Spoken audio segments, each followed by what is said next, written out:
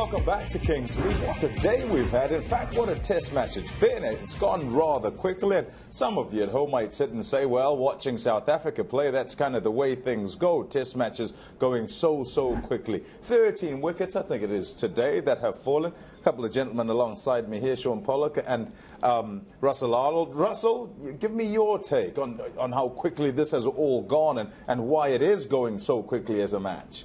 There's a little bit in it in the pitch. The batsmen never in, and they seem to be coming up with errors. That's why I think the wickets are falling. They're not applying themselves as much as they should, not absorbing pressure enough. I reckon if two batsmen can get in there for an hour or so, they can look to score runs, but they're looking for runs all the time, and hence mistakes. But all in all, South Africa, well, with 170 ahead, with 4 wickets down, effectively, that's where they are at. And Sri Lanka's form look like they're well in the driving seat.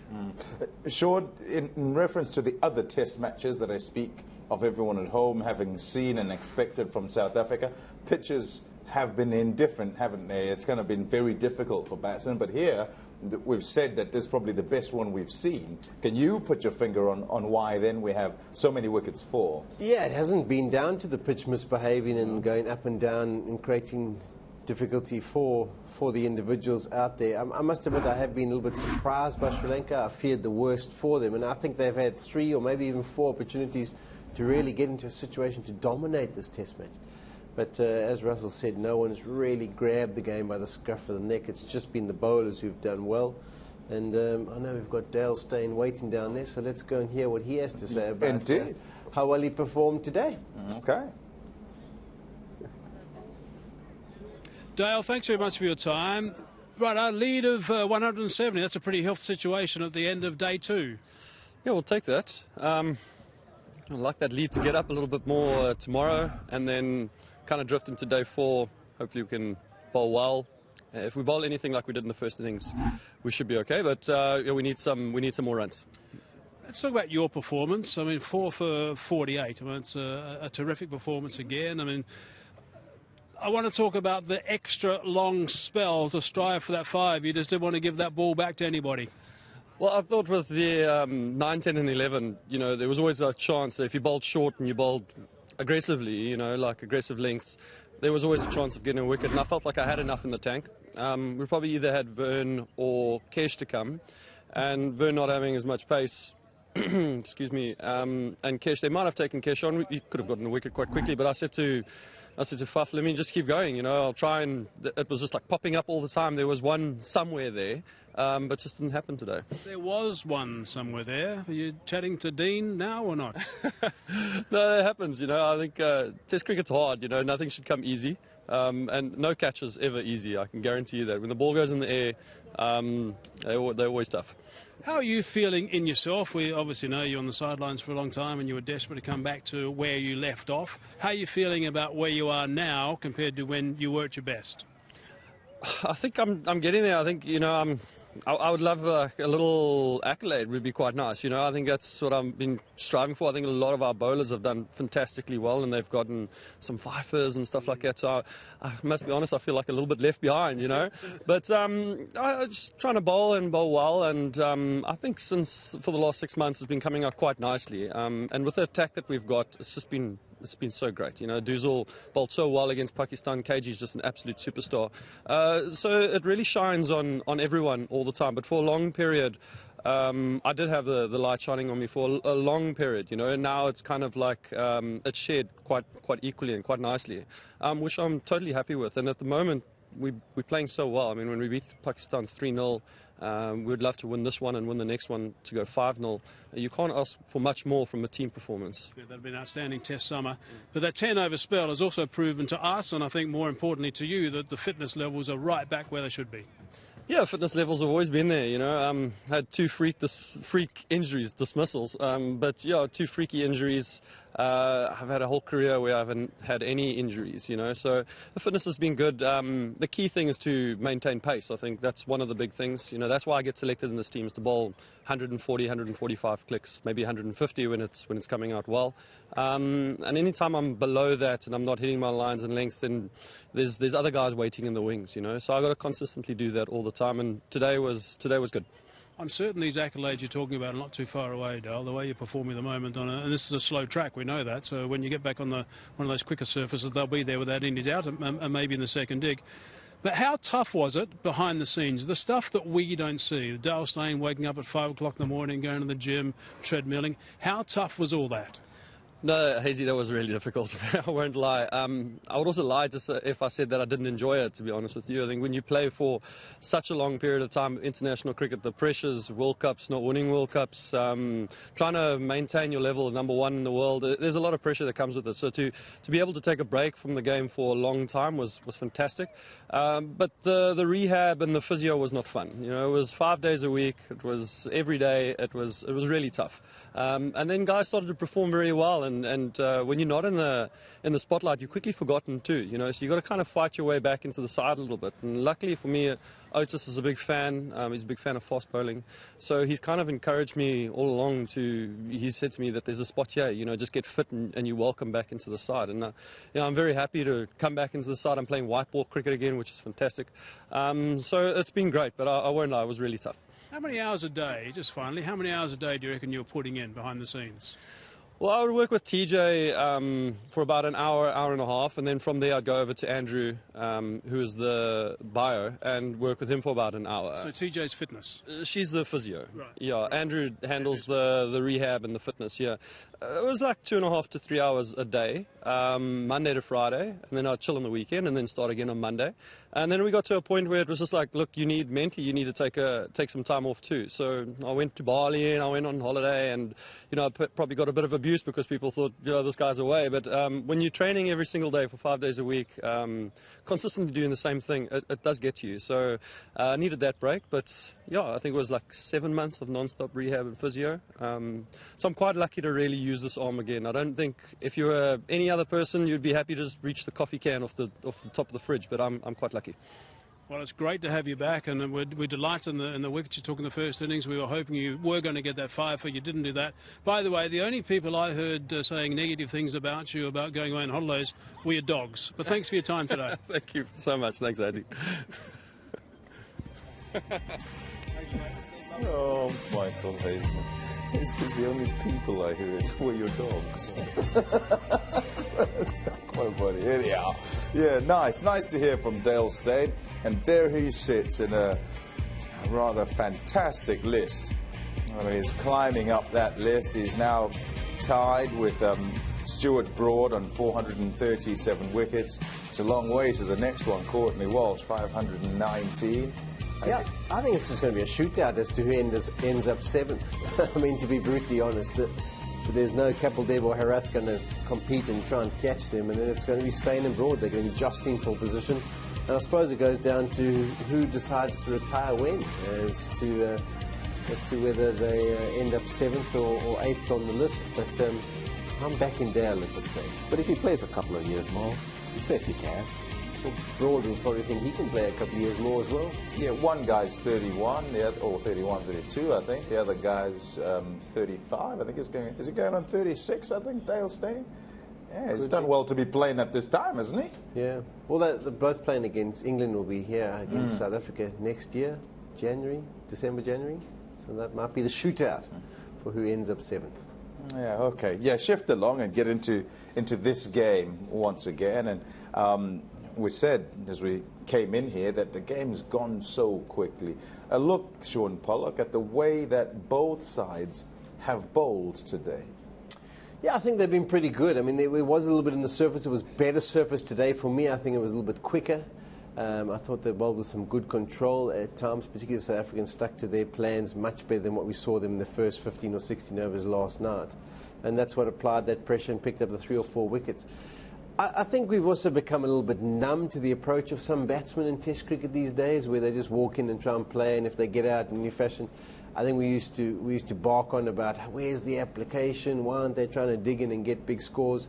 It's almost like we've just accepted it, that they are going to make the mistakes, and maybe sometimes they're not going to try and apply themselves as well as they can, and tests are probably going to finish within 4 days. So when you've got a surface offering a little bit, bowlers bowling with good control, you're invariably going to pick up wickets, and that's why we sit with 24 wickets at the close of play on day 2. So I wouldn't expect much different. But I think it will get harder. I think the spinners are going to play more of a part. We saw the Sri Lankan spinner play his part. Keshav will probably bowl much more in the second innings. But I think South Africa, if they get over 220, 250, I think the firepower that they have will be too much for Sri Lanka. I just think there are very few players around the world who have a solid defensive game. That's just not there, and relieving pressure means just like what you do in the shorter form, just back yourself to clear the ground, probably with these bigger bats and the skills that has brought in, which doesn't come off or doesn't help on pitches that do have a little bit. I still think it's better than yesterday, but there is still a bit of nibble. So if you're not careful, if you're not watchful and precise in selecting which ball you're going after, you're going to pay the price. You must be impressed, Russell, with how much difficulty your bowlers have presented, because even for them, coming to these conditions and bowling against South Africa, who day in, day out will face this sort of thing, they have to make the adjustments and seem to have done so. Yeah, they're making South Africans make mistakes. They are asking questions. So you go and hit your head against the wall because of the way they bat, and then when you come out and see them show some heart, very difficult when you're behind, depleted bowling attack, limited amount of skill when you compare it to the South African attack, and yet they're creating opportunities. They're still in the game. If you look at 170 for 4, you pick up another wicket, you're into the tail, and if you're chasing 275 for any other team, that's game on. So let's look at it like that. They're still there and thereabouts, and it's to the bowlers, thanks to them, that they're showing heart and they're still running in hard. Yeah, I've been impressed by them. I must admit, the first innings bowled South Africa of 235, I thought they both good control. The spinner really didn't play a part. And it's basically 3 names of guys who I haven't even really heard of, haven't seen much of. And they've stepped up. And it's not an easy tour just to come in and dominate. I mean, Lakmal, I knew what to expect from him. But the rest of them sort of almost unknown to South Africans, and as to how they perform. And they've done it in the first innings. And then after being put under pressure, as Russell said, by the batsmen, they're behind the 8 ball. They've come out again and picked up 4 second time round. So, yeah, credit must go to them. Quite impressed with the left armer and what I'm seeing. Yeah, first bowling innings he probably was a bit stiff, but varying his pace, using his height, and he looks like Sri Lanka have found someone they can stick with. Second innings very impressive, made it difficult to score, and always kept asking questions. With a bit more luck, could have had another wicket. Quinton de Kock had him in all sorts. Yeah, and Imbledinia's has also been good. I mean, you think about him playing a debut test match outside, foreign conditions for him. The reason why he's in there is to try and bring more of an angle of what a Rath offered. And to pick up 2 wickets to go, probably less than 2 and over, and bowl with the control as one of a 4-pronged attack, he's really done a good job. So impressed by him as well.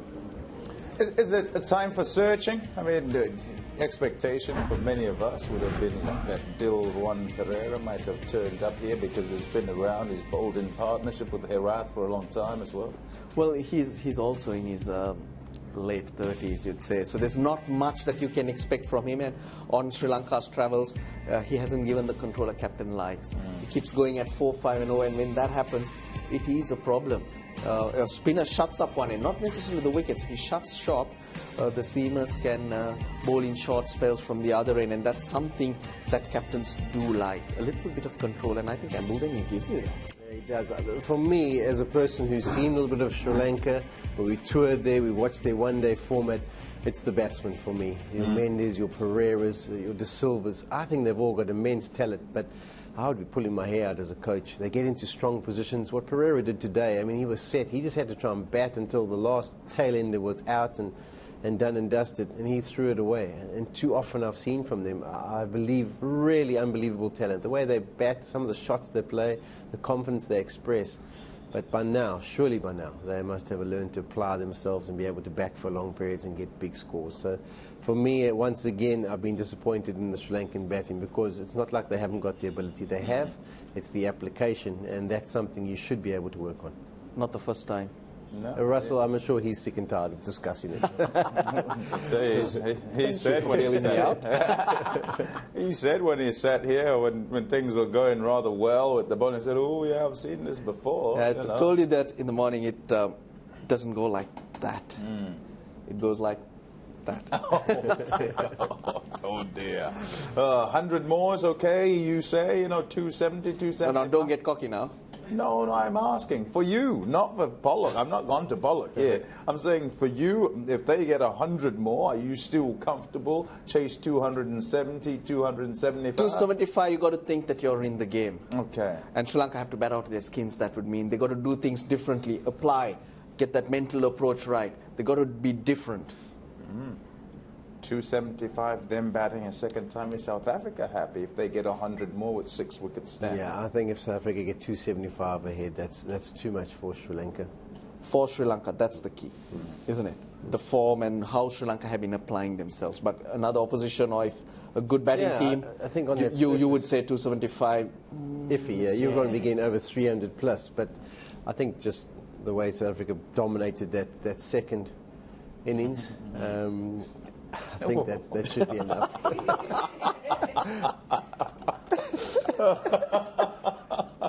Yeah, it's not so easy, thinking and everything going on in your ears. Yeah, okay. We've got people speaking to us in our ears here.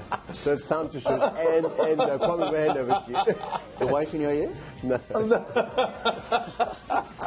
Okay, I think it's time for us to go. I think it's late for dinner or something. Valentine's Day. It is the 14th. Yeah, it is the 14th as well. Yeah, so, today, day 2 done and dusted. Day 3 tomorrow. And we're on air at 9:30. A game that's moved along rather quickly. And you never know. And so much action, as was the case today and yesterday. You never know what would come up tomorrow. Join us on SuperSport 2. Have a good evening, fellas. Sean, have a good one. To all of you, thanks for watching from Durban. It's good night. Yeah, next. It's good morning then. Glad to see that the sun's kind of peeped through. Partly cloudy for Sri Lanka. What a start to the tour. This start will buoy them, no doubt. And South Africa must try and stay alive in the game. They've got to hang on. Right, let's get day 2 started. There's a shot from Steyn, gone up. Fingers gone up. If it's a fight you want, it's a fight you get. They tried before. Now this one, they're up again. That time it goes up. Now, I wonder if they're going to send this upstairs. Was that going down the leg side?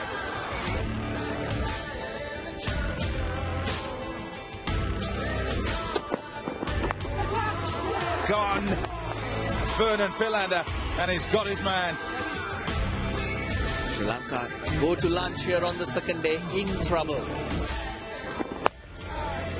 Shot. That's better. It's a good shot, that. Got him. Oh, wow, what a piece of fielding. Superb. The umpires have no control over what's taking place here with this young man. This man that's on strike is incapable of facing these short pitch balls at this speed. Pitch a few more up, please. Tries to catch it now. She'll be out. Is out. There it is. Finally been wrapped up. Sri Lanka all out and South Africa leading by 44 runs.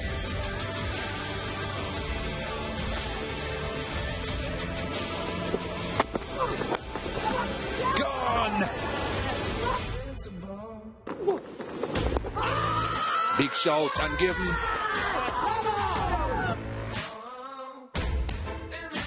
We have seen lots of action today. As far as South Africa is concerned, they've got a lead of 170 now at the end of day 2.